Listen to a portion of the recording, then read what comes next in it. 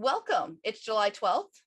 It's been a big day and a big week in II. We're all reeling from it. Story Engine got some great updates earlier this week in the outline department, so we're going to play. I'm author Elizabeth Ann West. I'm CEO and head instructor at Feature Fiction Academy. I also teach for Sudowrite, their advanced curriculum, and work on prompting for them. I've been writing with AI since November of 2021, and I've been publishing since September of 2011. So I've been at this for a little bit, for a minute or two. All right, let's go to Story Engine. All right. So I'm going to go ahead and share my screen. And the real thing that's really important about is who knows what tokens look like to the computer? Like we see letters, but what does an AI see if I give it a token? Close probability. It sees a number.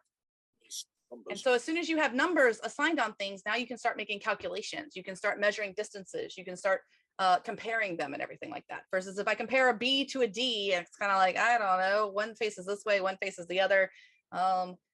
They have different representations in different languages and things like that. But the second you make it a number, now you can actually make calculations and value judgments and things.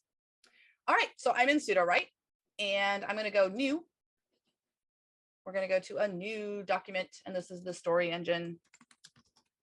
Story Engine tips and tricks. Nope, it's advanced tactics.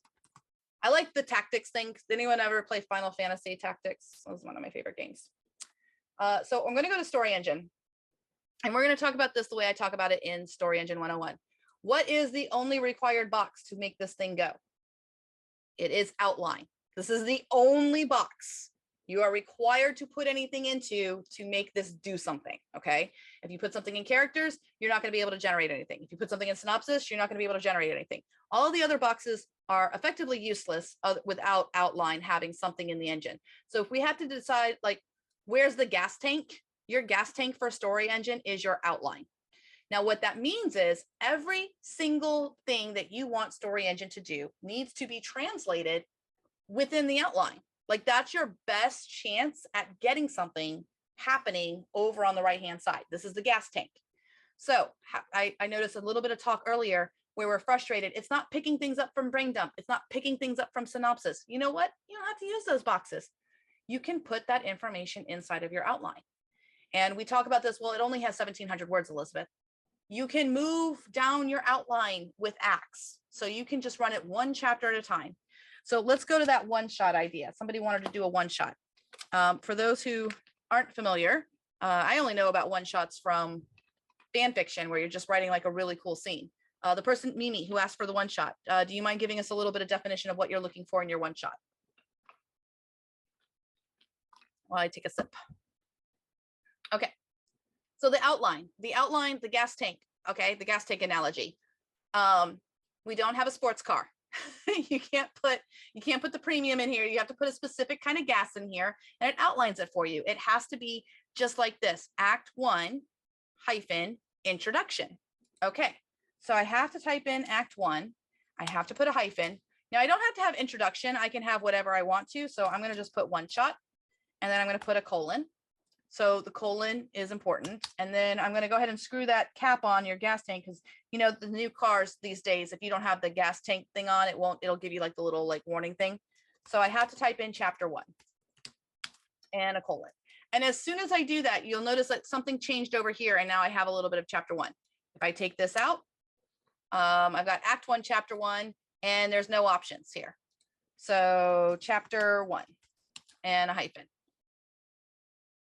Okay, so Story Engine, let's do something funny since we're going to do a very short story.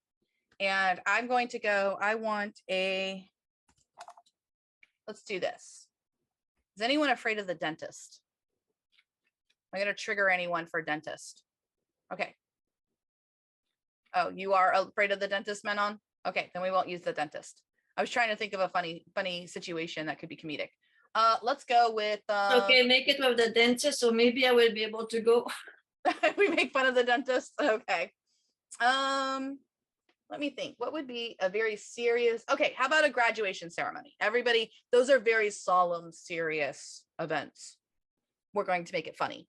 Okay, so I want a slapstick comedic graduation ceremony where everything goes wrong, or a small high school in Texas, we'll give it a place, where the graduating class is just 10 people. Each time a student's name is called, the name should be ironic for the funny incident that happens at the end of the short story, because it is a short story that we're writing here. What could be funny? I'm trying to think here for a second. Usually when something's comedic, it kind of makes it, at the end of the story, the principal and the vice principal who were on stage laugh at each other and say, thank goodness this was only the rehearsal. Ha ha ha ha ha.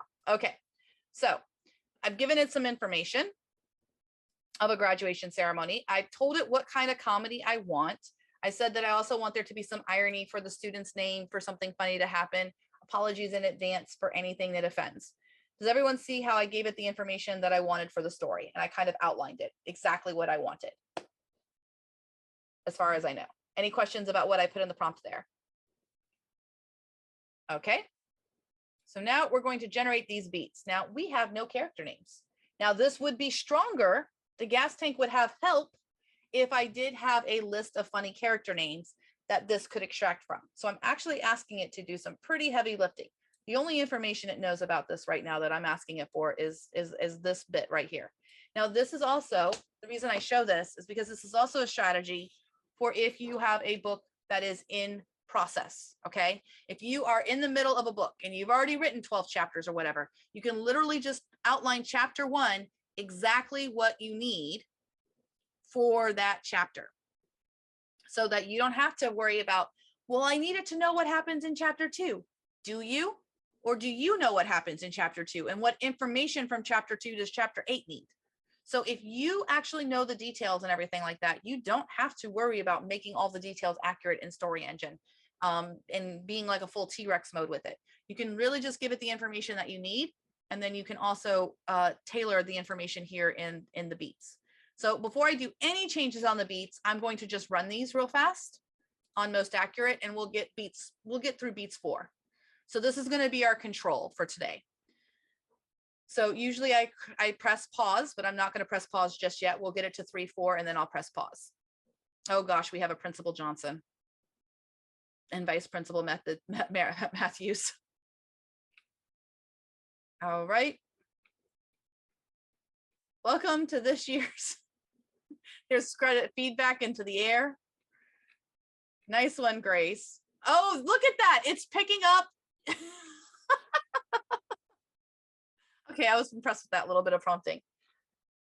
So it has the person who tripped and fell face first into the grass, her name is Grace. Remember my prompting where I said that the name should be ironic for what the comedic part happens? And I also defined the comedy as being slapstick. Now we have Benjamin Thompson, the now functioning microphone. The audience clapped enthusiastically for Ben, a lanky young man with curly hair and a mischievous glint.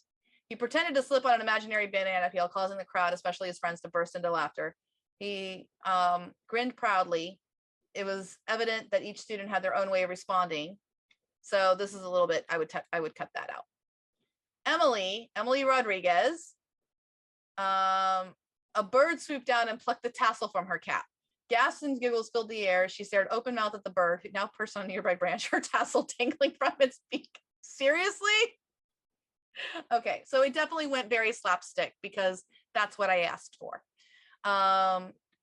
We have Sarah Nguyen. Is that how you say it? That's how I've heard that last name pronounced, but if I'm mispronouncing it, please let me know. Infectious smile. She, oh, the heel of her shoe snapped. Ta-da! Bravo, bravo. And then William Davis. So we have William Davis going across, everyone's holding it, escaped. And just when it seemed like nothing could go wrong, a loud tearing sound echoed through the air.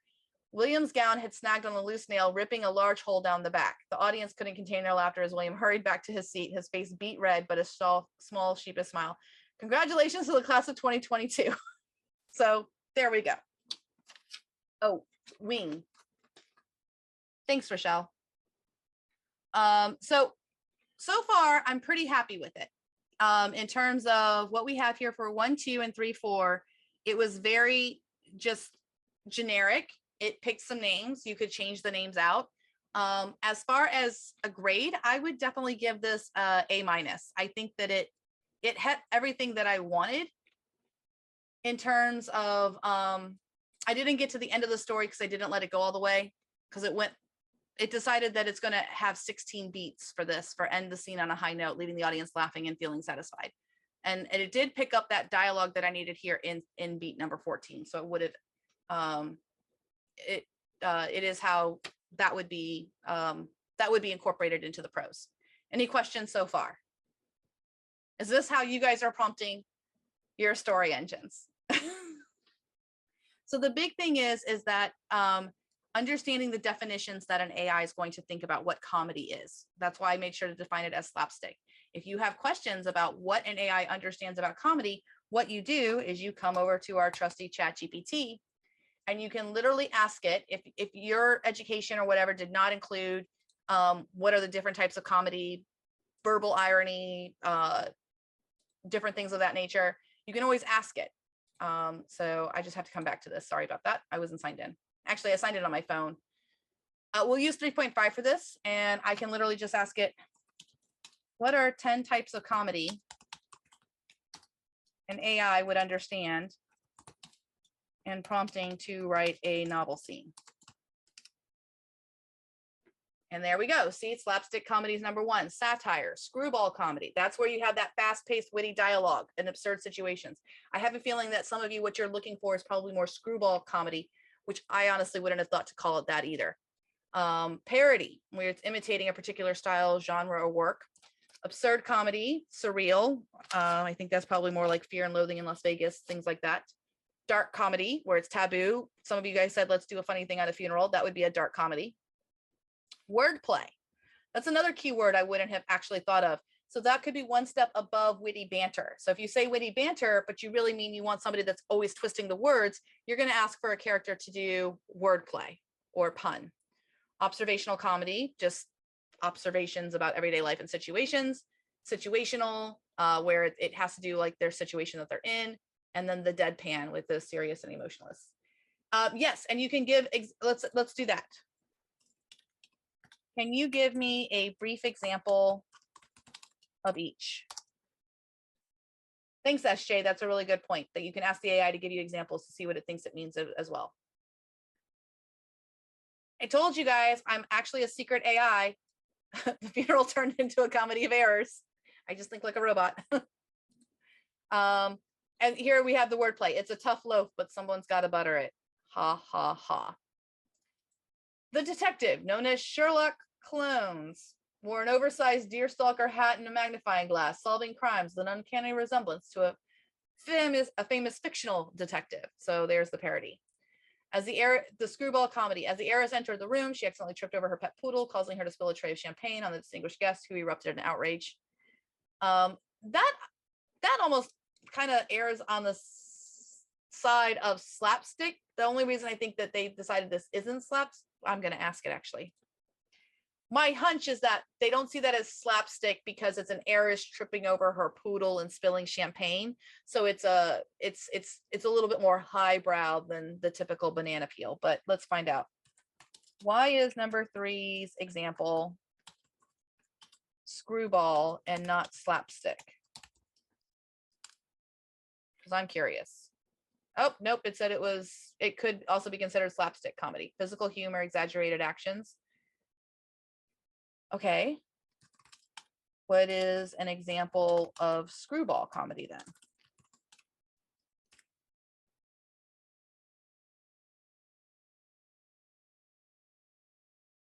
Okay, we got more than an example. Okay, fast-paced, absurd nature. So let's see what it has.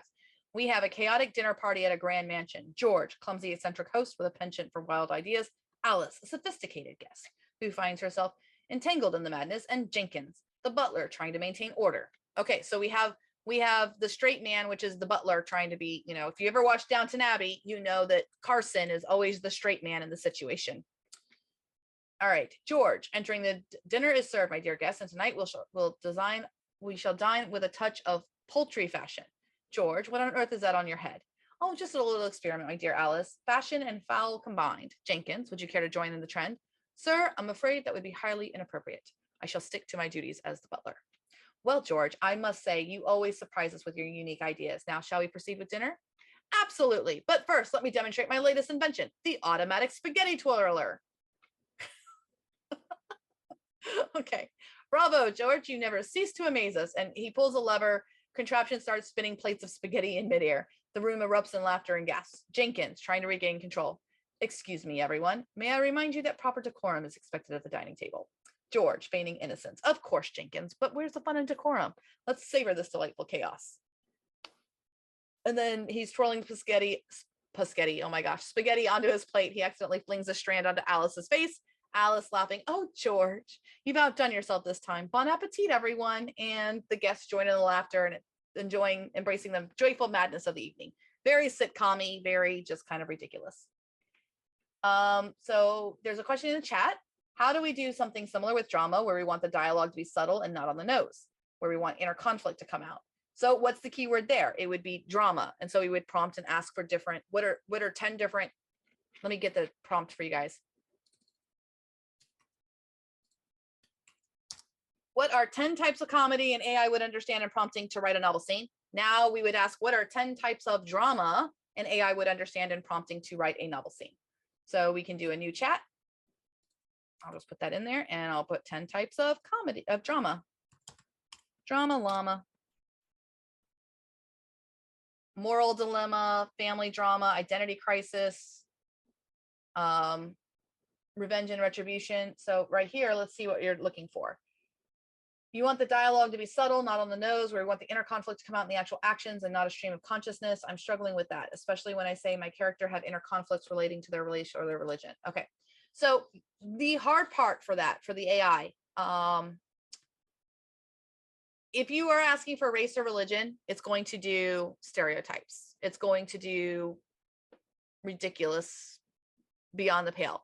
So I would say either specifically define it. What is your character going through? What are they thinking? Or how do their struggles of race or religion impact their information? So I'll talk like religious trauma, for example.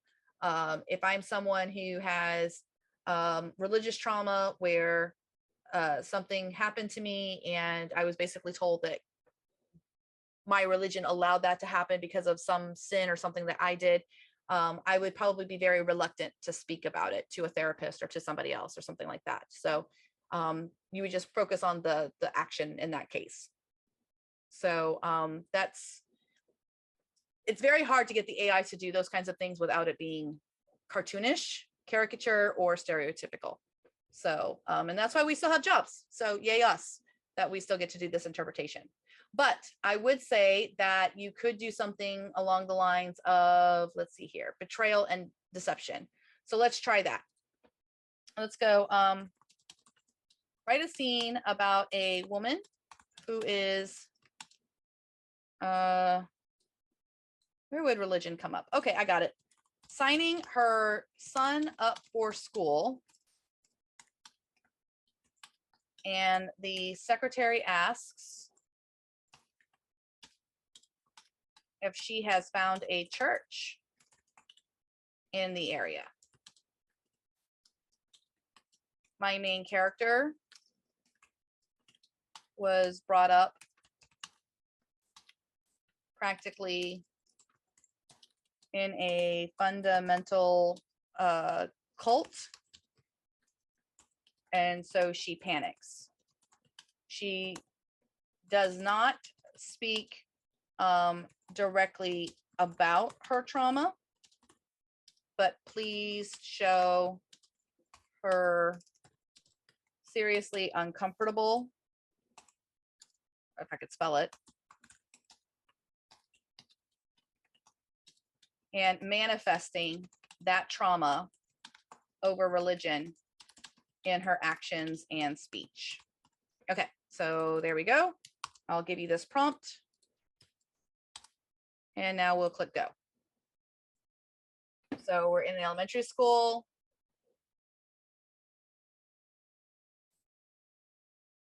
I'll scroll up and see what we have here.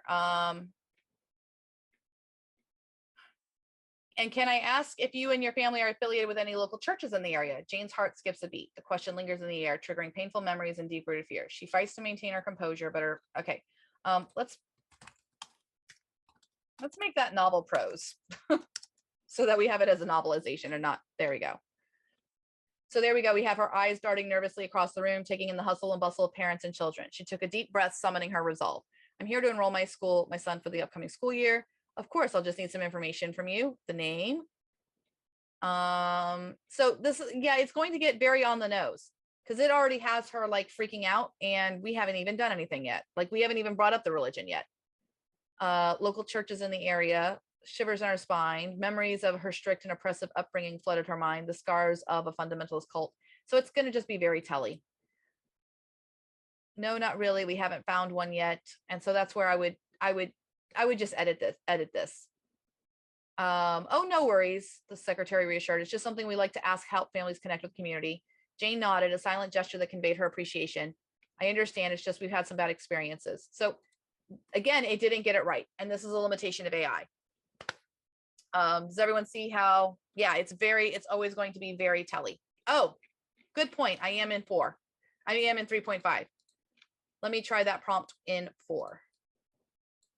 Thank you for pointing that out, but I don't know that it's going to make it better. We'll try. And then we'll say, make this novel prose. So it doesn't do like a scene again. Okay, so we have Rita.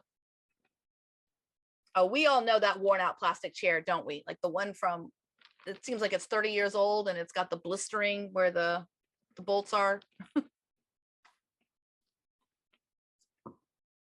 Emergency contact, Lorraine. Have you found a church in the area yet? Okay, the pen in her hand slipped, leaving an inky smudge on the otherwise immaculate paper. I like that. That's actually a pretty good detail I would keep in. Secretary and then to Jake. The playground on an otherwise bland wall. Many families find a sense of community in the local churches here. She manages people's smile, pulling Jake closer. This is definitely better. How many of you find it's better? Yep. Yep. Does that work? Is it Pakinam? Is that how I say it? Yes, fits the prompt much closer. File a complaint against the secretary, Rita. Yes, exactly. I have a complaint. Okay, so there you go. And I put that link, that chat in there. So that's a big difference between GPT-4, which is available inside of here. Okay, so back to Story Engine. Sorry for the field trip to ChatGPT. Does everyone understand, as an advanced tip and trick, how you would go to ChatGPT to ask it these questions of definitions and terminology and vocabulary that it's going to use for whatever it is you're trying to get from it? Yeah, and right now there's not currently a tool in Story Engine that does this, but it does still correlate with Story Engine, because when you ask the AI those things of like, what are the terminologies of different comedic situations you understand, you can pull those keywords to get that. Go ahead, Nicole, you have a question. Yeah, so I put in chat, but I think it got way up there. Okay, so for my wittiness, so my character description is he speaks with a mix of wit, confidence, and a touch of dark humor. Now it's for my dark mafia series. So I haven't worked a lot with this story, so I'm trying to figure out, since the rest of the actual story is dark, how would you go about style? Would you still incorporate for his specific chapters that there's some wit in there, or would you just leave it alone with his character description so it just brings it in for him as needed? Is he a central figure in the scene? In the fourth book, he's like in the other books, he always has a witty line, which I already got marked down for every book. But in the fourth book, he takes center stage, and it's him and the love interest alternating chapters. Then yeah, every single, I mean, you can have it in the characterization, but especially if the chapter is going to be from his point of view, I would put it in the style that this is going to be delivered from a character who does, and I would include this deadpan comedy. Okay. Because I Thank you. think that's probably more in line with what you're talking about. You want somebody who's got like a dry, witty sense of humor. Right. Yeah. He just basically threatens everybody with a nice little Yeah. line. So give me some dialogue examples for a mafia boss. Everyone's writing mafia with deadpan humor.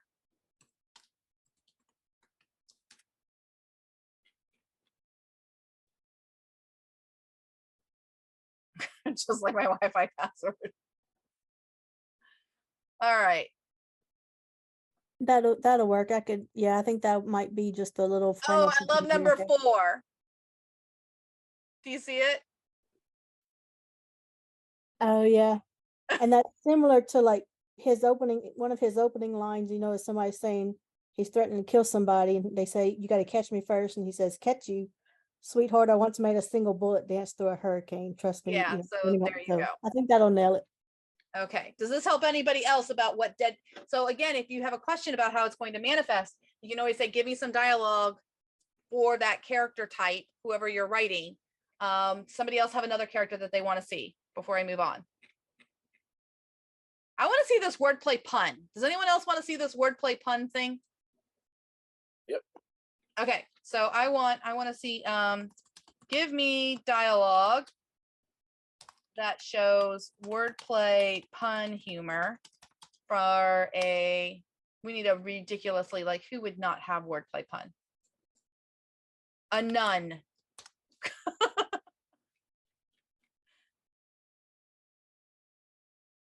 Okay.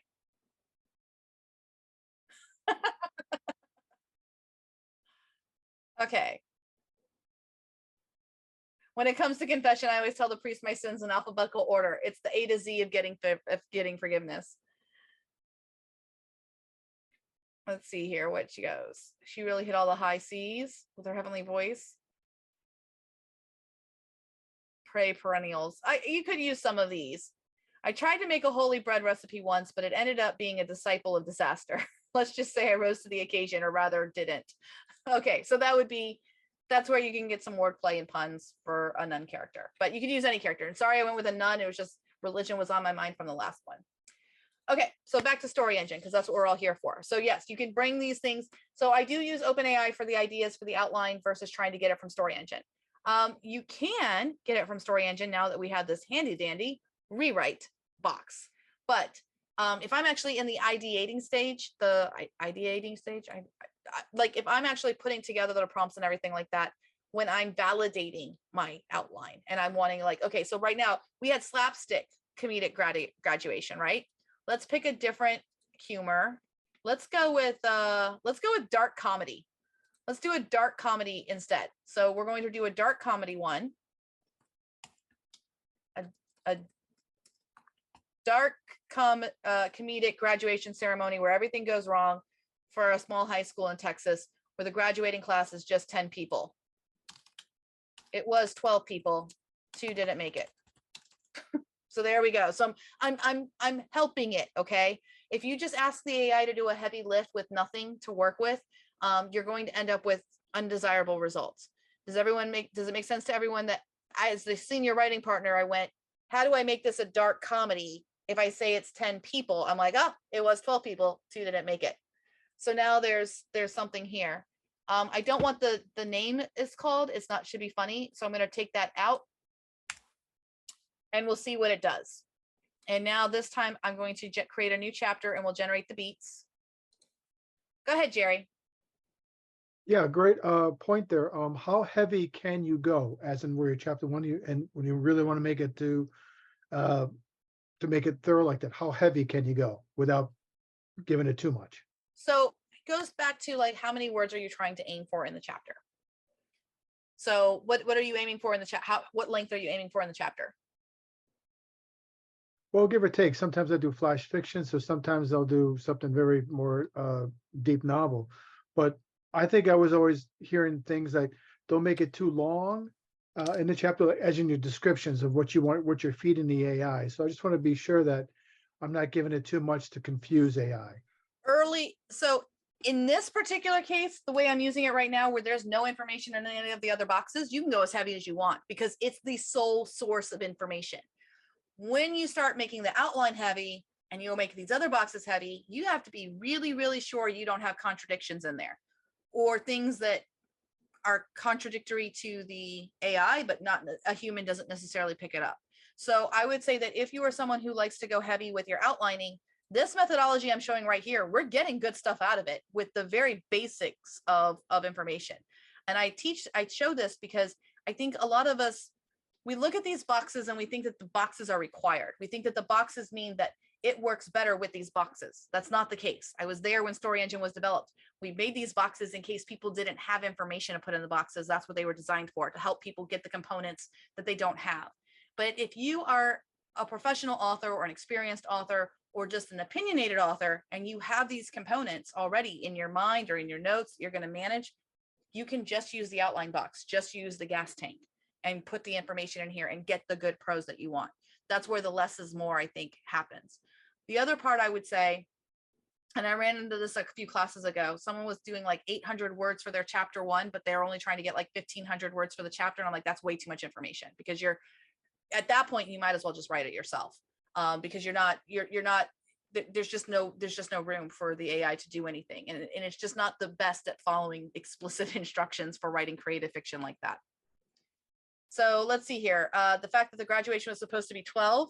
So we're going to run 1 through 4. Does everybody agree with running these beats 1 through 4 so we can kind of compare what the difference was between slapstick and the dark comedy?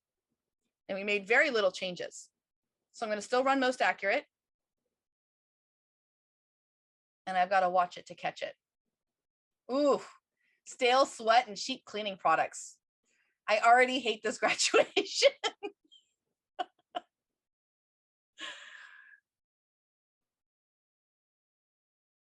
Thank you for all being here tonight and their ill-fitting gowns. They knew 4 years of mishaps, misunderstandings, and misadventures had taught them too much.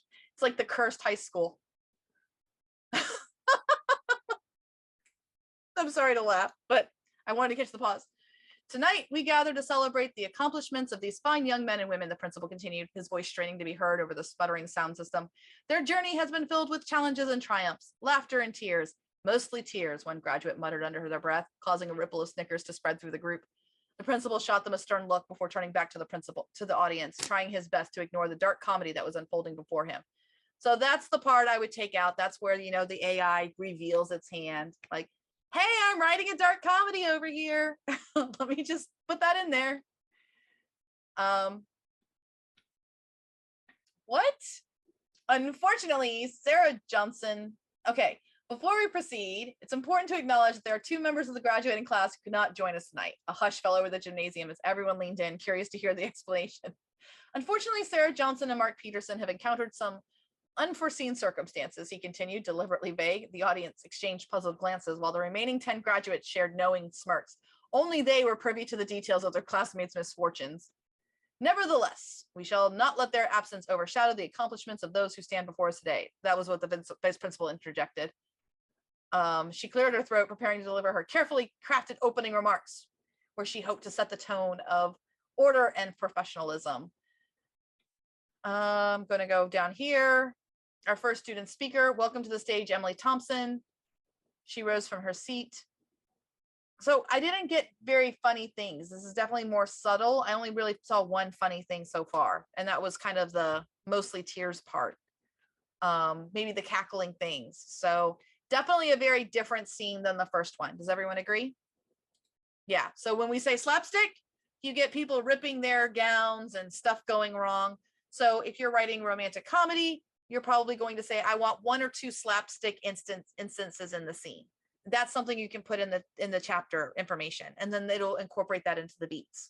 And then this was a dark comedy that was very different. Does everyone understand how powerful the gas tank is now, the outline box? That the outline box is really the driver of how much you can control here. Okay, so I'm going to start.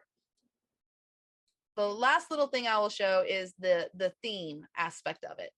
So this goes to word choice. I'm going to use the dark comedic one to, actually we'll use we'll use the dark comedic one to start off with this.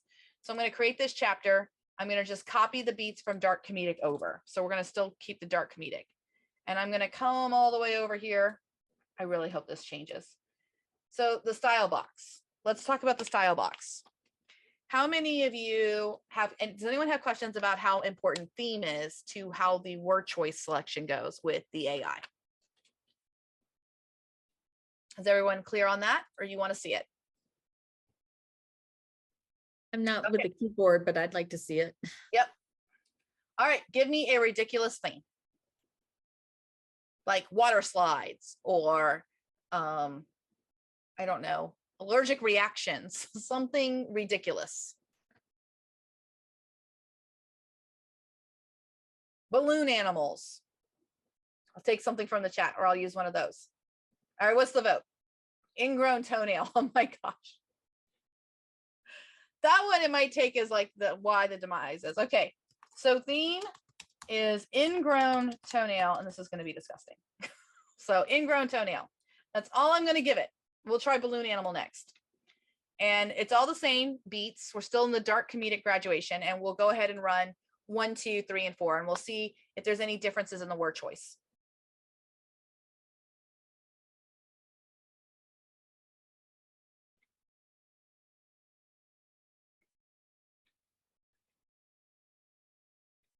All right.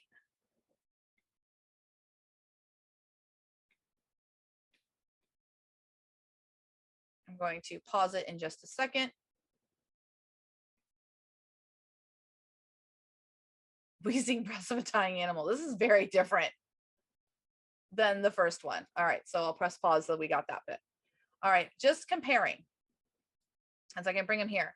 So the first one, which didn't have anything in there, it just said, the unmistakable scent of stale sweat and cheap cleaning products lingered in the air of the small high school gymnasium. It was a fitting setting for the graduation ceremony of 10 students who had endured 4 years of education in this tiny corner of Texas. The gym's walls were adorned with tacky banners that read "Congratulations" in glittering gold letters, as if to mock the graduates for their less than impressive achievements. A few sad-looking balloons clung to the basketball hoops, which still bore the marks of last season's championship game. Okay? And then here we have the sweltering heat of a small Texas town did little to dampen the spirits of the 10 graduating students who had gathered in the cramped gymnasium. The air was heavy with the scent of sweat and anticipation, creating a palpable haze that hung in the stale air. Welcome, ladies and gentlemen, to the esteemed graduation ceremony of East Freighters High School, Principal Johnson announced, his voice crackling through the outdated sound system like a broken record. The gymnasium itself seemed to mirror the tattered pride of the school.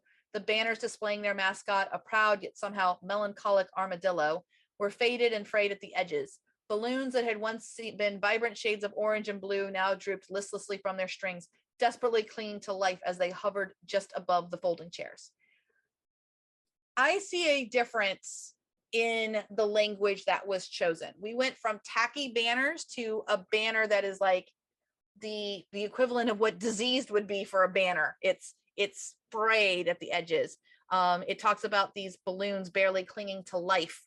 And dropping from the basketball hoop, or no, that was in the first one. This one, it just is clinging to life as they hover just above the folding chairs. And then we have, as it went down, it also talked about like what they're wearing doesn't really match and everything like that. We don't really have that in this first one.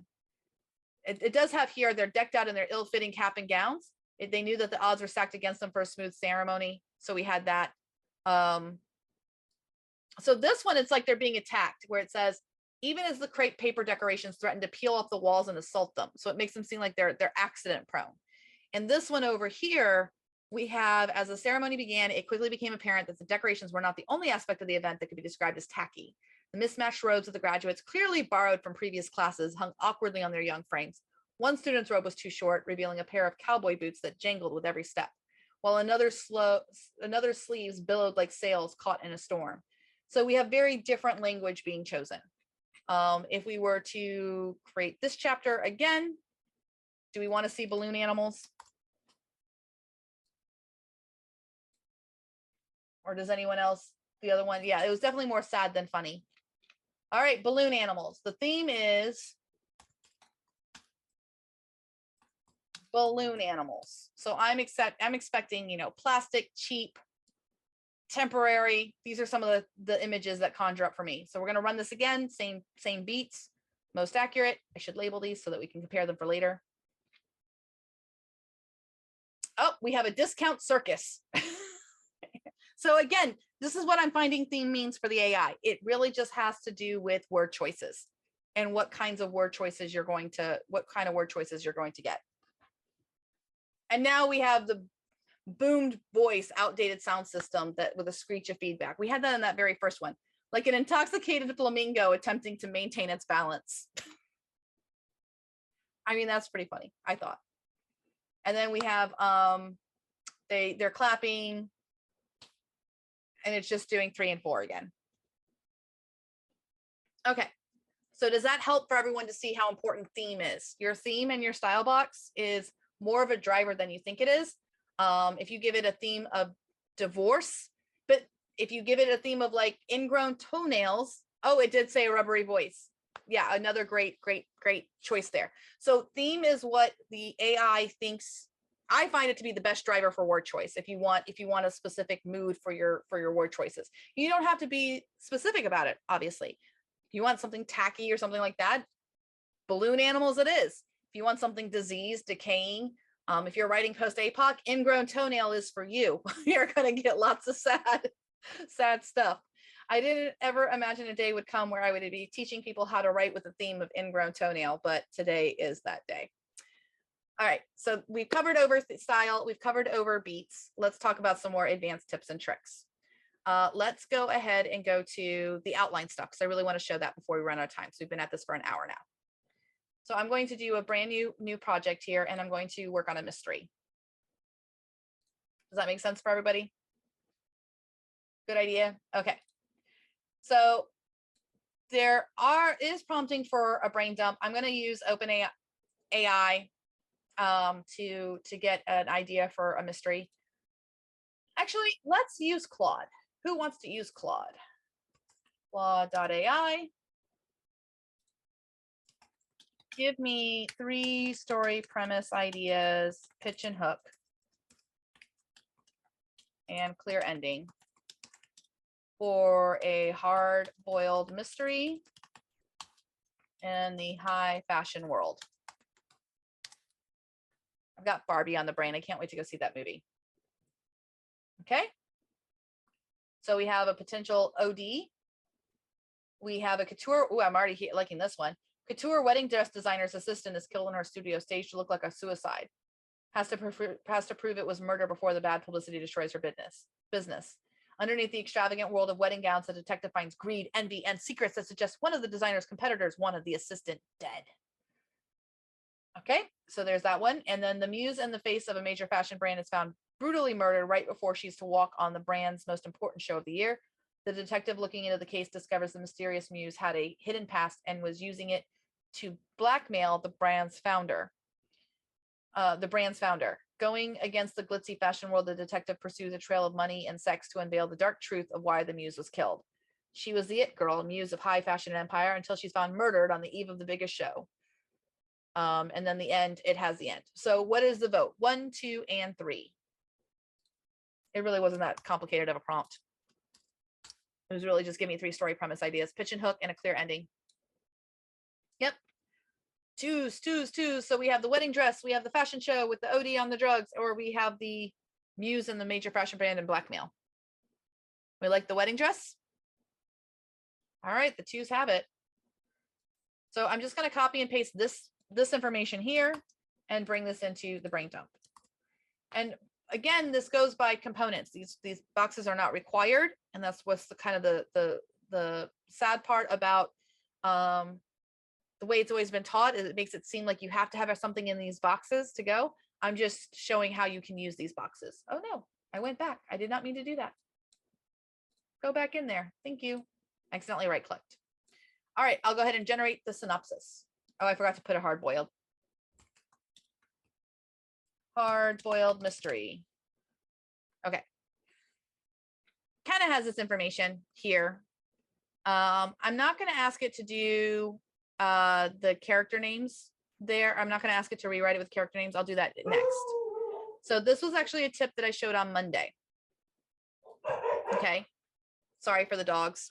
And this goes back to strengthening our components. This is one of the ways that you can simulate humanness in a way, but also it helps you to see what kinds of changes and information that you would need to beef up a synopsis with. So we have these character names.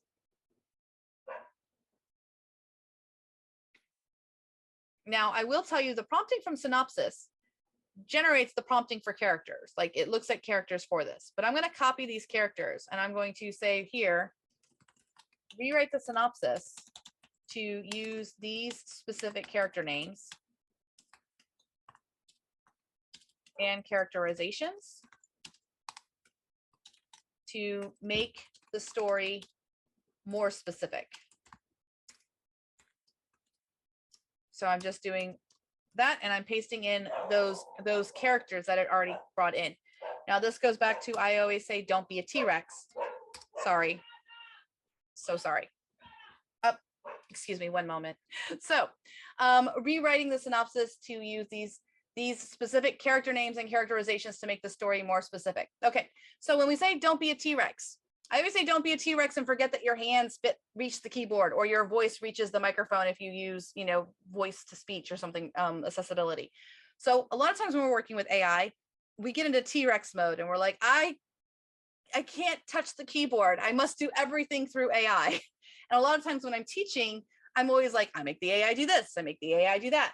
Honestly, I just did 54,000 words last weekend with the AI doing everything. And I have to do a lot of redos because that project was, can I get 54,000 words to go in narrative logic? And it did, but I don't like it. So I need to go through, because when I actually write with AI, and there's early videos on the Sudowrite story engine, the Sudowrite YouTube channel. If you go to the YouTube channel from like the beginning of March, you'll see how I actually write with AI, where I'm actually typing more than half of it.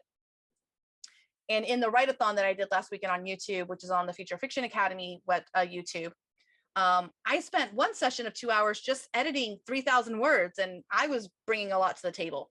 That's how I actually write with AI. Me personally, I'm 50% of the way there. Like the AI is just an assistant. But when I teach these classes, I don't have 2 hours to show you guys just one thing. So you see me do a lot of like, the AI gives me this, the AI gives me that. And people think that that's the only way Elizabeth works with it. And that's not the case. So, but this particular strategy right here, I do actually do this step as a jumping off board. So let me show you what it's going to do. It's going to rewrite the synopsis to use these specific character names and characterizations to make the story more specific. And I have that information.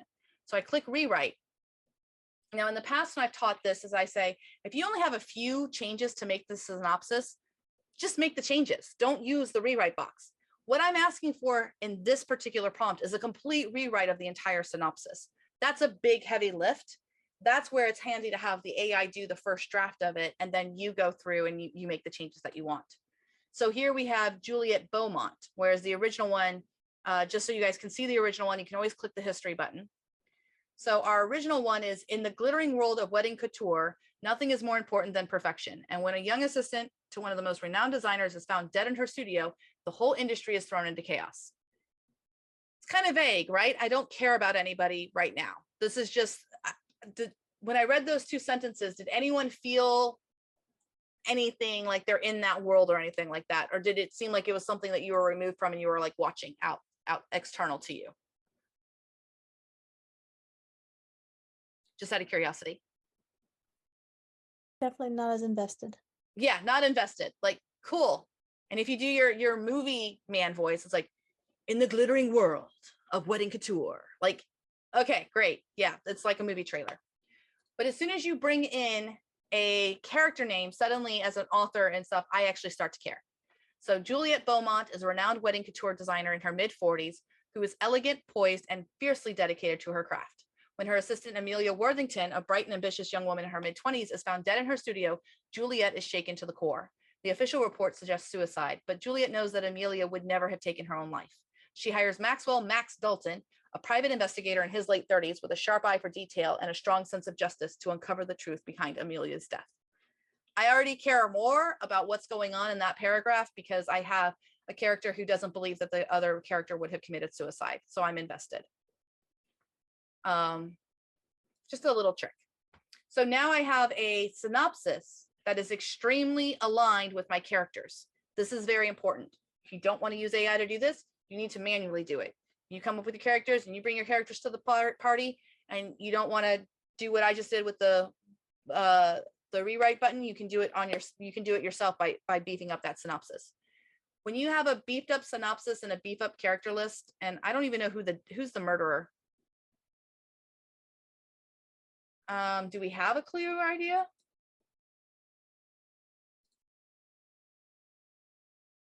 The killer to justice. It doesn't say who the killer is, so we'll see what the outline does.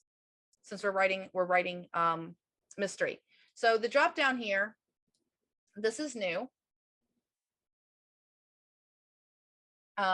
We have novel outline, hero's journey, Hollywood beat, story circle, and romance outline. I'm going to stick with novel outline for right now and just use that.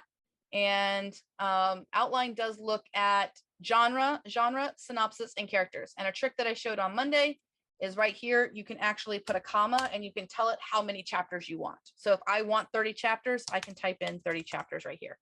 And it should try to write me pretty close to it. It depends on how much information you have. But we're going to take 30 chapters out for right now. We're just going to see how many it's going to write. It is actually the new outline. How many of you guys remembered when I showed you guys chapter types? Anyone remember last week? Everyone was really excited to see chapter types. Chapter types is now the novel outline. So it's going to bring in chapter types for a hard-boiled mystery.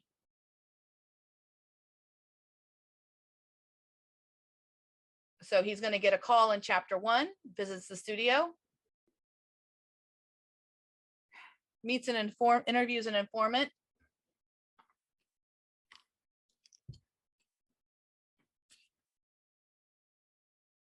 Okay.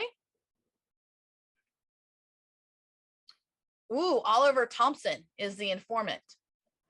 No.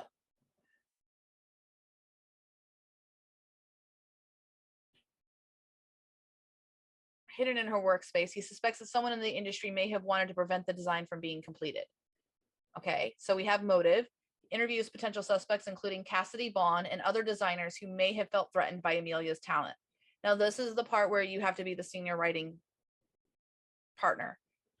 You need to define who these other designers are in chapter 6, or every single time it writes chapter 6, it's going to hallucinate. Does that make sense to everyone where you see in this line right here? I'll just highlight that. So right here, how many of you have noticed these things in your outline but didn't realize that you needed to fix them? I overlook them all the time too. So this is a source of where it will be very frustrating if you have this. If you like this outline, for example, so we have 23 chapters, you can ask for a rewrite. Every time a character is mentioned, like, excuse me, rival designers or informants, please give a specific, thank you for the bless you, a specific name and information about that character for the scene. If a character will be in more than one scene, here's the problem. It can't append it to the character list. Place 3 asterisks next to the name. I literally am just making that up as I go, but it seems like a really good idea because I never thought to do that before. So we'll put that there, and I'm going to click rewrite for the outline. Now it should keep the outline for the most part.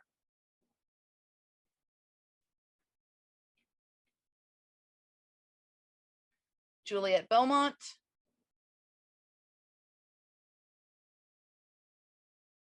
Oh, we have Oliver Thompson. and her friend and confidant, Lila Sinclair. Oh, there we go. Look at that. Rebecca Hartley. We didn't have that before. Now, the reason I'm asking you to put a little asterisk here is because it helps me go, okay, I don't have these names in my character list. Guess what I'm going to do? Add them to my character list when I get to that scene. So that's where it's the cue for me as the senior writer that I need to go ahead and like make sure that I bring them in. And then I'm always looking for something like the first clue, there should be another character in that scene. So these are the types of things I'm looking for when I'm validating an outline. Are these the kinds of things that you all are looking for as well? So we have fashion industry such as Vincent Roth. Yep. Juliet struggles with the emotional toll of the investigation and leans on Lila Sinclair for support. Okay, I think Lila should be the killer, quite frankly. I just decided that. We have other design. So if it starts giving you these names and it starts giving too many, you can actually make that call as the senior writing partner to match these up. Like maybe Vivian Blake is the senior design at Rosalind Atwood's or Elegant Textiles or something like that, so that you can do that. Yeah, betrayal is always a good one. Failure directly implicates Cassidy in Amelia's murder. He shares this information with Detective Martinez, and together they develop a plan to confront Cassidy at the runway show. So now we have that Cassidy is the killer. So that's where it's decided there. So let's see if we can write a scene, get some beats where Cassidy. So wait, she was the killer at the very beginning and she's the killer at the end. That's like so bogus. I don't even think that makes sense. So I'm going to change the outline. This is where the AI can't get there. Max's attempts to gather evidence about Cassidy. Devastated. Yeah, it needs red herring. So that's all the red. It's very good. Basically, take what the AI gave you, and that's your red herring plot, because that's the very expected blah blah blah blah blah plot. The very like da da da da da. So how many are in favor of Lila Sinclair being the actual killer? Lila's the one she goes to for support. Lila's the one who, let's see, what else does Lila get here? Her friend and confidant. Let's see what Lila's background is over here. I don't have an answer for that. I wasn't asking you, sorry. My watch robot wanted to say. She has a successful event planning company. She's warm, compassionate, and fiercely protective of those she loves. Although she's not directly involved in the investigation, she prefers. I'm going to put Lila went to design school with Juliet. And then as I write this story, I would change the characterization for when I want Lila to be like suspicious, like when I want her to be jealous or something like that. So let's write a scene. Let's fix the outline here real fast and make Lila the directly implicates Lila, not Cassidy, in Amelia's murder. Together, they have a plan to confront Lila at the runway show. Okay, so we have that. Renew the resolve. Support of not Lila Sinclair. We need Oliver in here. Lila is Oliver. I think he was in there, right? Oliver Thompson. Yeah, the intern. It was never the intern, unless you're watching Bones. Then it was the intern. Where do I? Oh dear. I already forgot his name. So we'll just leave it as Oliver. It's the only Oliver in the story. Final confrontation with Lila. To trap her into confessing. So I think that's going to be necessary. Max confront Lila at Cassidy's runway show, exposing her theft of Amelia's design and presenting the evidence of her role in Amelia's murder. Lila is arrested. And so, yeah, we would need some more clues and things like that.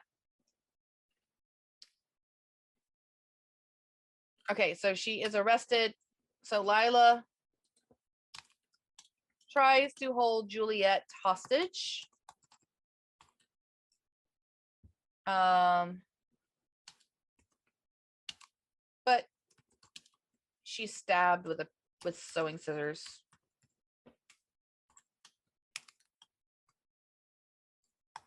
Okay, so yeah, you don't believe it's Lila, slips up so that Lila knows Max is onto her. Yeah, so that would be a good change. Rochelle's got some good changes there for the outline. If we had a longer class, I would make all those changes. But let's pick an outline here. Let's pick a scene here that we want to do for Lila, where Lila's in the scene, but I want to show how you would control it right here. So let's look at chapter 9. Let's have it run the beats for chapter 9. So I'm going to pull chapter 9 and create a chapter and click generate. Now, I don't know if the beats have been updated. I don't think that they have yet. But what's coming in the future is a better extraction process, especially for our mystery writers, where it's going to eventually in the beats make restrictions on what are restrictions for it to only write chapter 9 and to not write any other chapter.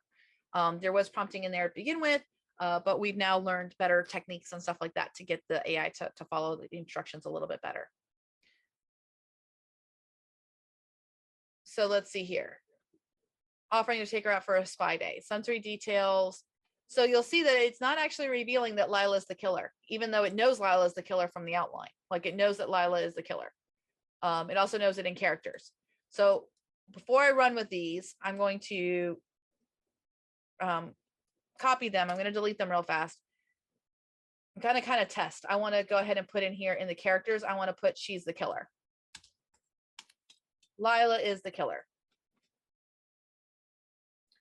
of Amelia. There we go. And now we'll run these beats and we'll see if that says it's on the. How does it know beat 10 is not a literal beat? I don't know what beat 10 said. So let me find out here. I'm just going to paste it in here. It's not for this. I'm looking at 10. Oh, sensory details. Create a vivid and immersive setting such as the bustling streets of the fashion district or the opulent offices of Vincent Roth. So the odd number is always first. 1, 2, 3, 4, 5, 6, 7, 8, 9, 10. So 9 and 10 would be run together and it would transition. It would know that it's transitioning because it does read kind of like what it's reading right there. So let's see if it says that Lila is the killer right here. More evidence. A mysterious package in the mail. Warning of more danger. What? Hold on. What does it say for chapter 9? That does not seem to make sense. Let's go to chapter 9. Chapter 9 says, rising tension. Max's investigation leads to a dangerous confrontations with individuals in the fashion industry, such as Vincent Roth, who have a vested interest in keeping Amelia's design a secret. Juliet struggles with the emotional toll of the investigation and leans on Lena Sinclair for support. There is nothing in there about a suspicious, dangerous package. Let's see what chapter 10 says. That, yeah, it did not have the taking it for a spa or anything like that. Now it's got them all kind of like working together here. Included Max's worried wife and Juliet and Lila struggling to maintain their composure. Oh, we have it. She comforts it right here. Let's go from the beginning. Max begins his investigation into Amelia's design and the individuals in the fashion industry who are trying to keep it a secret, such as Vincent Roth. He confronts Vincent Roth in his office. Tensions rise as they exchange heated words. Okay, I'm with it so far. I like this. 1 and 2 make sense. Vincent Roth's bodyguards loom menacingly in the background and Max's heart races as he tries to stand his ground. I see a problem. Does everyone else see a problem? Here's what's going to happen. Those two are going to run and then this is going to run. Does everyone see how this is going to loop? This is where beats sometimes have a tendency to loop. And we do have new prompting to try to fix that. So any questions right now about why this would loop? Okay, you don't see it. Okay, so the AI is going to go, beginning the investigation, it's going to write Vincent Roth. Let's run it so that you can actually see it. If he's in the office talking to Vincent Roth and the tensions rise as they exchange words, and this is at the end of a stride, it thinks that that has to be resolved. It thinks that that's a resolution situation. And then number 3, it's going to say that the bodyguards are menacingly in the background as Max's heart races as he tries to stand his ground. Yeah. So we're going to do it all over again. Now we're going to have the bodyguards menacing and stuff like that. This is where you get looping. And it's not always obvious. It's obvious if you're someone who can play the movie in your head. Would you ever do a movie where Max is talking to Vincent and tensions rise as they exchange heated words? So they've got heated words. And then that I could change this to where the bodyguards come in. Now that's something I could do. That's a change that I would make. The bodyguards rush in because voices were raised and stand menacing in the background. That's how I would fix it so it wouldn't loop. But let's go ahead and run it so you can see that it loops. So I'll run most accurate and then I'll pause it after 3 and 4. And hopefully this is helping. I know this is like these are the advanced topics that we do in this class. Reeked of money glistening. Mr. Roth is expecting you. Of course he is. He probably thinks I'm just another pawn in his twisted game. Cut the crap, Roth. I know about Amelia's design and your attempts to keep it buried. What are you hiding? Stop lying. You and your cronies think you can control everything. Control? Is that what you think that this is about? All right. And now I'll press pause. Yeah. 2 imposing figures. They were there the whole time. It doesn't really make sense, right? They should have been there from the beginning. But anyway. Bold words. The bodyguards escorted Max out. I mean, it's hard because I'm not writing the story, so I don't know the secrets in here, but this was a big nothing burger. Does everyone, I mean, it's not written poorly. It's just, I didn't fix the outline to have any clues or any evidence or it said nothing. It described, they just argued. There was no direction there or anything like that. And this is what happens with weak beats when you don't bring as a human in here. So let's go ahead and create chapter 9 again. We're going to bring these beats over and let's start making some human edits to them. Max begins his investigation into Amelia's design and the individuals in the fashion industry who are trying to keep it a secret, such as Vincent Roth. Max is genuinely confused about what was so special about the design.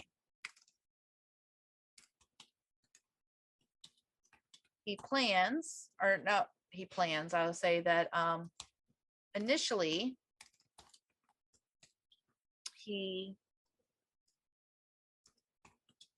acts as though, I should say Max.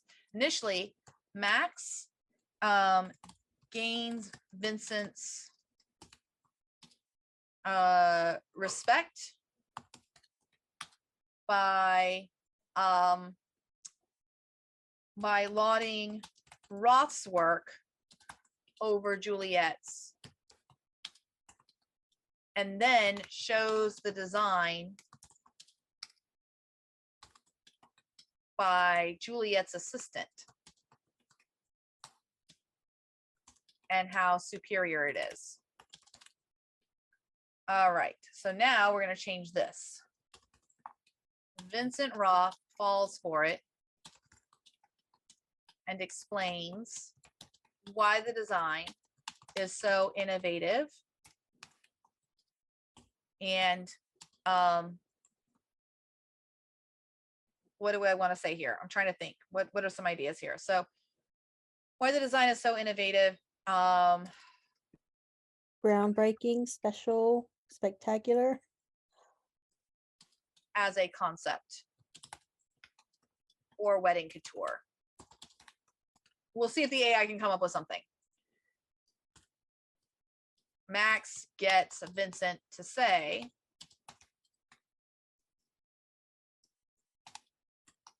that Vincent had already seen the design before.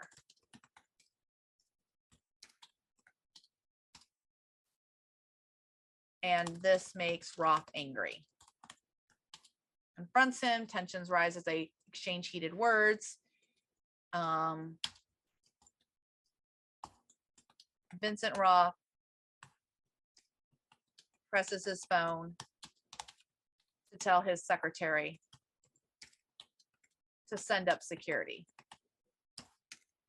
And now we'll have the bodyguards enter the room and loom menacingly in the background.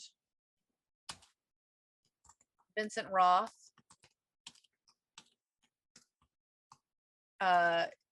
grabs the design and hands it to his bodyguard, who destroys it. Max laughs. That was just a copy. But your industry knows all about copycats. Okay, so that's 3 and that's 4. Aster Max, like, why is she breaking down into tears over the investigation? That doesn't make any sense. Breaks down into tears after Max tells her about the confrontation with Roth, realizing that somehow Amelia's designs were shared. Juliet insists that Amelia was loyal and would never have betrayed her. Becoming emotional.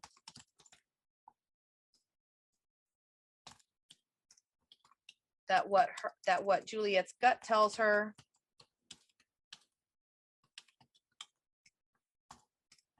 she can't logically explain.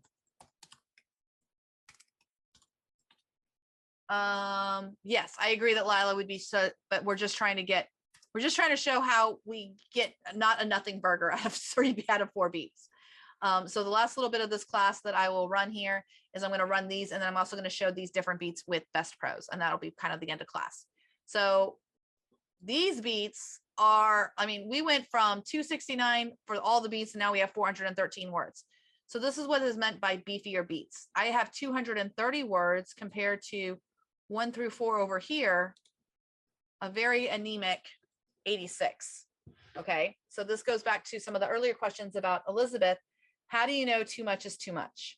Well, I don't always. This may be too much here, but I've given some more direction about how I want the conversation to go, so it's not 2 talking heads in a room. That's what we got the first time around. And for those of you who are looking at this and you're going, this is fine though. Like, it's okay if you are a newer writer and you didn't see these problems with this dialogue here. We all went through that process ourselves. We all have learned this.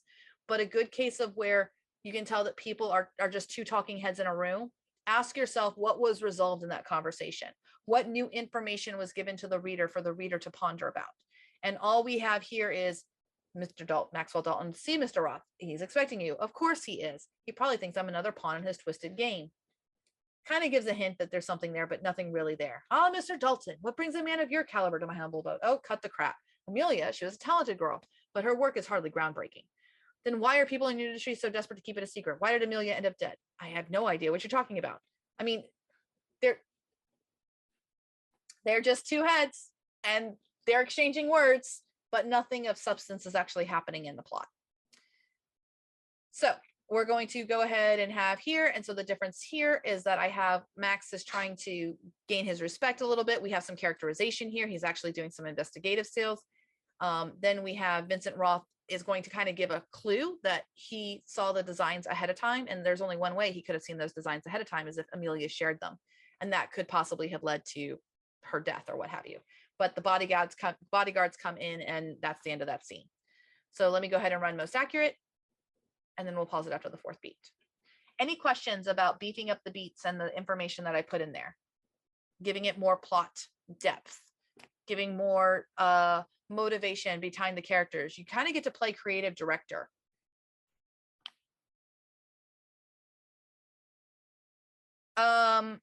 Nope, other than I didn't validate everything and I wasn't sure if there was more than one Vincent in here.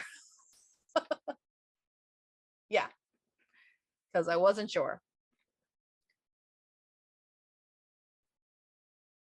Vincent's trust is very easy to gain. Well, flattery will get you really far with creative types, or so I hear. Let's see what it wrote. I've heard about you. Likewise, Mr. Roth, I must say, I've always admired your work. My opinion is far superior to what Juliet Beaumont's been putting out lately. Is that so? Well, it's always nice to hear praise from an unexpected source. Speaking of which, came across this design by Amelia Worthington, Juliet's late assistant. It's quite remarkable, do you think? Vincent studied the design carefully, his a mixture of surprise and admiration. This is extraordinary, isn't it? It's a game changer for wedding couture, wouldn't you agree? Absolutely. Glued to the paper. The way she's combined classic elements with such a fresh, innovative approach is truly groundbreaking. I would want more detail here. Seems like something you'd want to get your hands on, Max said nonchalantly, his heart racing as he played his cards. Maybe even something you've already seen before? And then his eyes flashed with anger. What exactly are you insinuating, Mr. Dalton? Nothing more than what you've already admitted, Mr. Roth. You recognize the design immediately, which means you've seen it before Amelia's death. So yeah. Rochelle, I'm just trying to show different beats. I agree. Roth may not immediately praise it or something like that. I would probably twist this a little bit and say, like, he shows the work. The way I would twist this is that he would show the work and not say that it's Amelia's and have Roth identify it as Amelia's. Like, oh, that's Amelia's design. You know, like Juliet would never put something out like that. And yeah, you could fix it that he has no idea what he's talking, like who he is or something like that. Nothing more. Like, I would change this to, you know, are you investigating the murder? No, I work for the insurance company. You know how these things go, that kind of a thing. So try, because he's not a detective. He's not the main detective, like the official government detective. But the door with a bang, 2 hulking bodyguards, give me that. Tear it into shreds. That was just a copy, but your industry knows all about copycats, doesn't it? So this is another tip. If you have dialogue that you want, if you put it in your beats, and I know I've taught this before, but that was just a copy, but your industry knows all about copycats. I just said Max laughs. What it came up with was Max let out a short, bitter laugh, trying to quell the panic rising in his chest. That was just a copy, he said, forcing a smirk onto his lips. But your industry knows all about copycats, doesn't it? So he leaves. He sat across Juliet Beaumont in her exquisitely decorated living room. I don't understand. How could Amelia's designs have been shared? She was loyal. She would never betray me like this. Sometimes people do things we don't expect, and we'll get to the bottom of this. Thank you. And so she's crying with a handkerchief. Okay. We don't have talking heads anymore. We actually had some drama there, and you can also do more edits here. You could bring in these things like with these beats.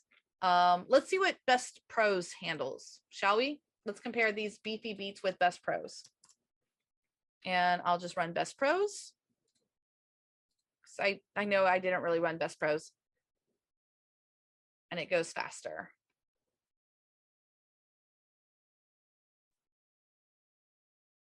Oh, so this is already better, Rochelle. Of like, why would he meet? Because he said he was a friend. So this is where Best Prose can kind of save your bacon too. If your beats aren't the greatest or you didn't get your motivation right, Claude will try to figure it out for you. So I'm going to pause it right there so that we only get 3 and 4. All right. Is that so? Yeah, several sources mentioned that you and Amelia had been arguing recently. Something about a design she created. Do you know anything about that? And then I'll scroll down here so that you guys can read that.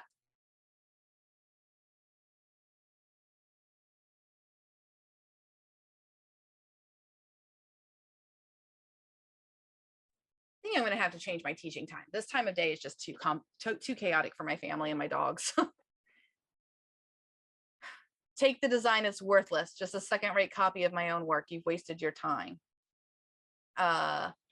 Somehow I doubt that. Max grabbed the papers. Good day, Mr. Roth. And that's when, did you find anything? I think Amelia was killed for this.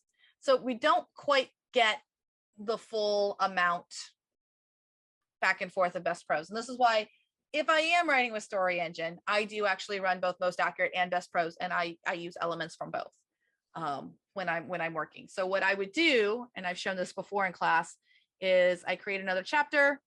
I paste in the beats. I always label everything. So this is best prose.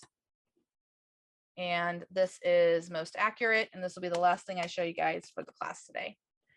So the other thing that I always teach in workflows and also the advanced techniques here is the crisp scent of wells wafted through Vincent Roth's office, leather and mahogany and a hint of expensive cologne. He strolled in. So I'm going to grab this. Triumph Relief. So I'm going to grab this information because I like that. And then I'm going to come over here. And I can't have this Mr. Dalton because that's not going to make sense.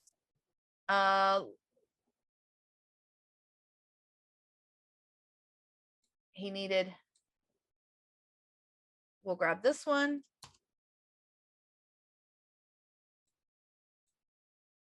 Took a seat from Roth.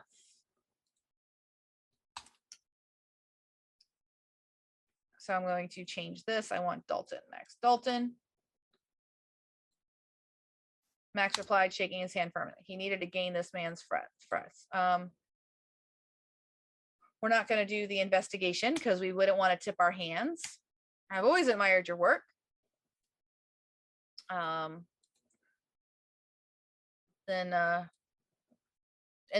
I would put right here,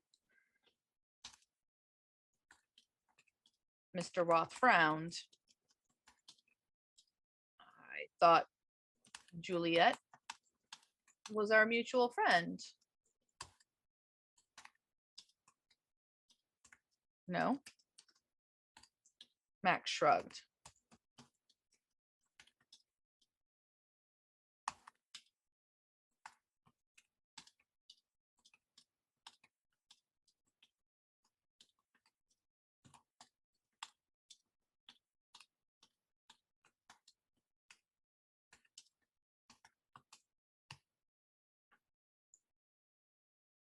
We'll have 3 mermaid silhouettes.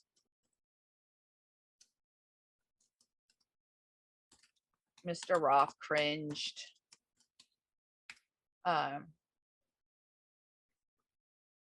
Never in my collection. No one can move. And no one wears a bustle anymore.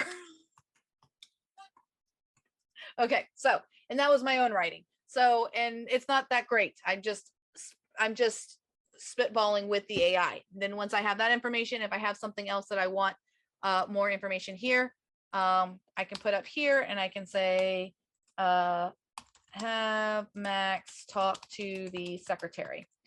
And I put that in brackets so that when I'm done doing my kit bashing, where I go back and forth, grabbing the pieces I like of each, putting them together, adding stuff in there. If I click send to doc, and this isn't really a story engine advanced tactic, but it is taught in workflows as well. Once I have it marked up with my information, I can see this information right here. So I can grab this and I can literally click expand, or I can click rewrite, and the command's already in there so that it'll expand that out for me. Does that make sense?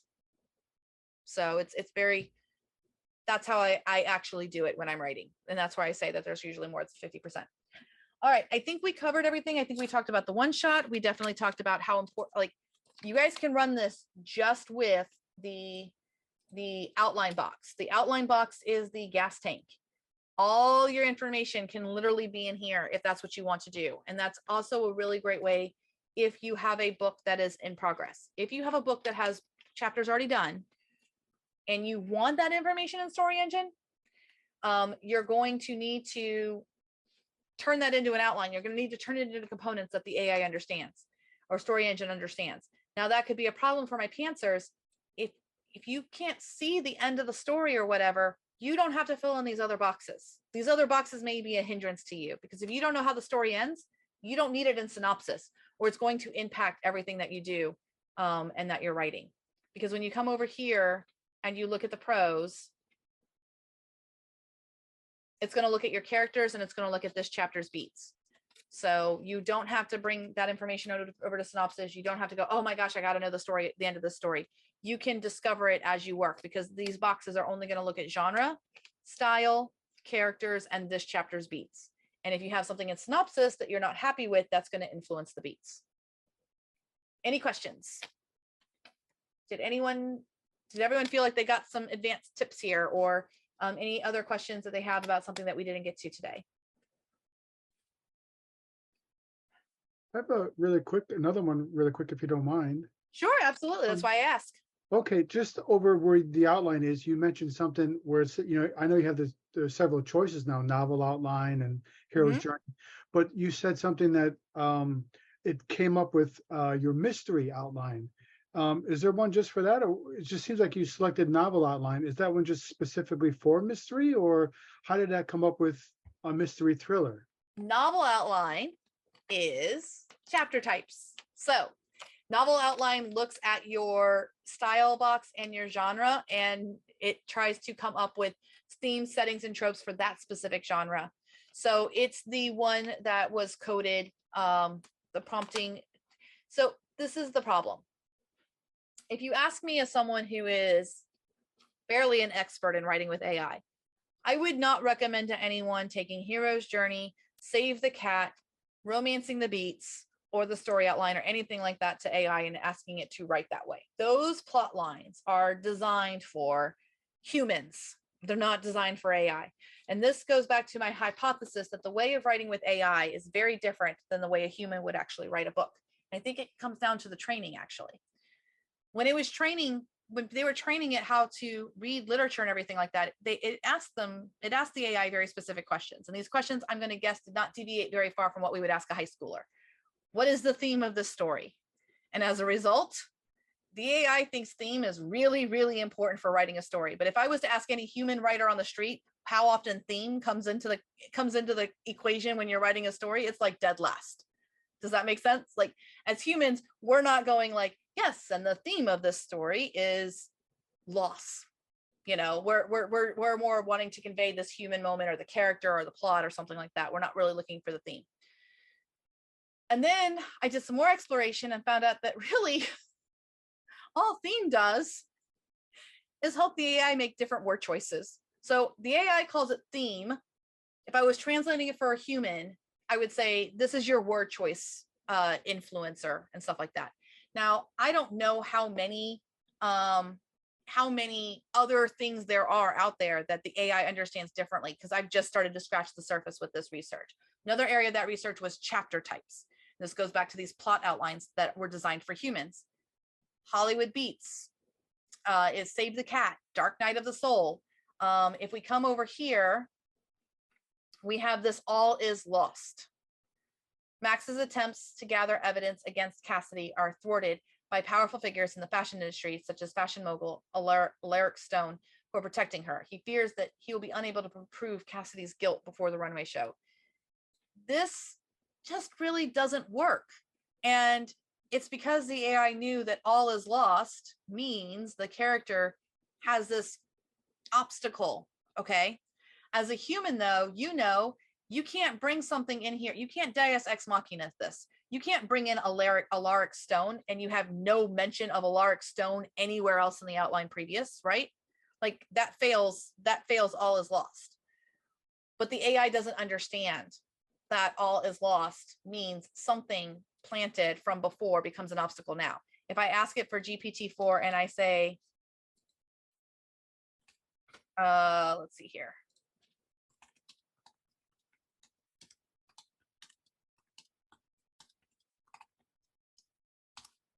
What does the plot point all is lost mean in a story?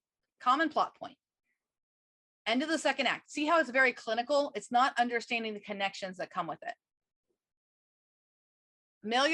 Failure. Failure seems so overwhelming that it appears the protagonist cannot recover from it. Protagonist feels utterly defeated, and the event forces the protagonist to confront their weakness and fears. Nowhere in here is it saying that this moment should be linked to a decision that the character made, and it was a bad one. Does that make sense?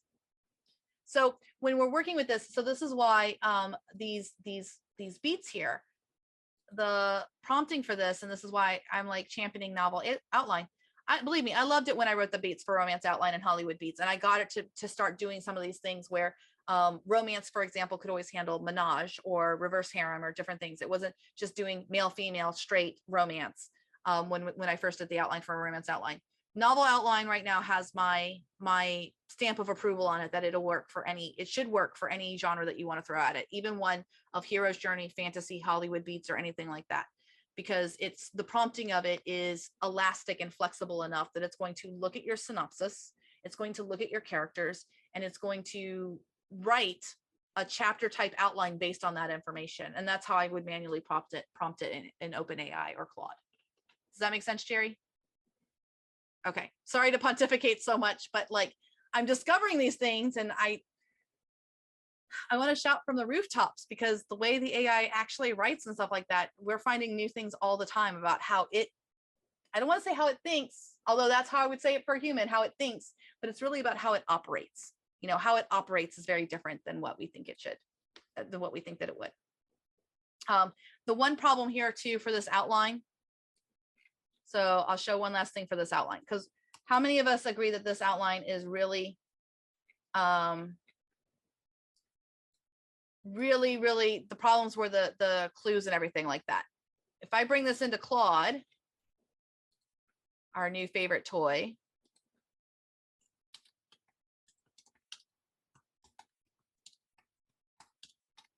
and identify its weaknesses,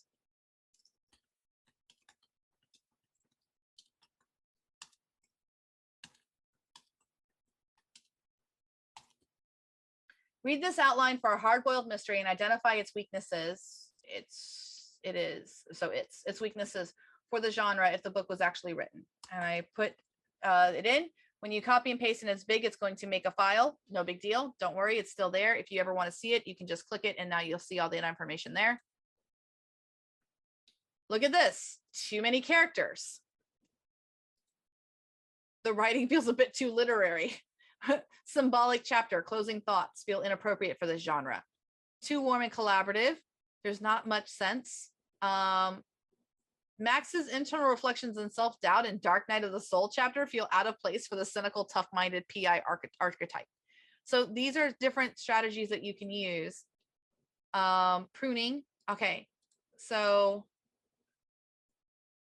let's oh, it usually has a darker, more ambiguous ending. All right. Great. Rewrite the outline, making those changes and using this character list.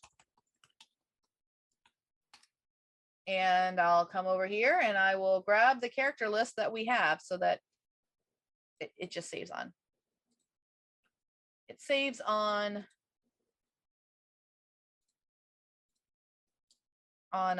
information here. So won't it be literal? Well, no, I gave it the shortened character list. I didn't give it a character list with all the characters. I gave it the shortened one.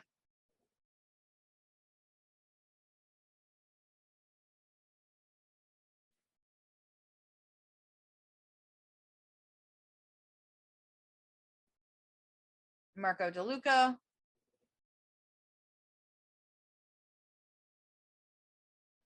Wow. They confront her. Lila snaps and holds Juliet hostage, but is killed in a scuffle. Cassidy's arrested for complicity, but the corrupt system means justice is uncertain. So it decided that there was more to it. And then I would say, great. Please add in information for each chapter so that an AI could write the story. Sure, more information. So here we have Max 1 or chapter 1. And this is actually usually the format that I bring my chapters in. Those of you who watch the write-a-thon, you saw my outline would have this, and then it would have like 3 or 4 bullet points. Usually it includes the setting. So we have dry humored exchanges with the jaded police informant. Shares evidence. Cassidy plans to steal Amelia's design for an upcoming runway show. And now we have Alaric Stone. So he kind of got brought out of nowhere. But it did kind of focus the characters quite a bit.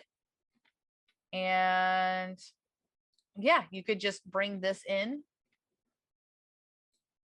to Sudowrite now. Make sure you keep Act 1, because you have to have Act 1. Yeah, they're going to add this to YouTube. Don't worry. Add it to Act 1, paste it in. We have fewer chapters here. So you could bring in your outline, experiment with it. The outline is the gas tank. What the gas you put in there is going to really try to change everything. You don't have to have a chapter title. The chapter can just be chapter 3 and a colon. And it was still extracting that information. So I think it's just having a bad hair day or whatever.